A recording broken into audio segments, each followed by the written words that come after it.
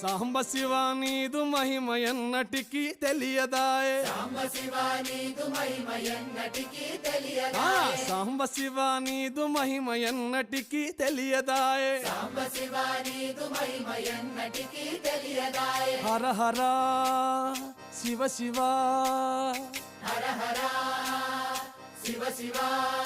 ఆ గంగా జలము తెచ్చి నీకు అభిషేకము చేతునంటే గంగా జలము తెచ్చి నీకు అభిషేకము మరి చేతునంటే గంగ జలమున చేప కప్పల ఎంగిలంటున్నావు శంభో హర ఆహా. శివ శివ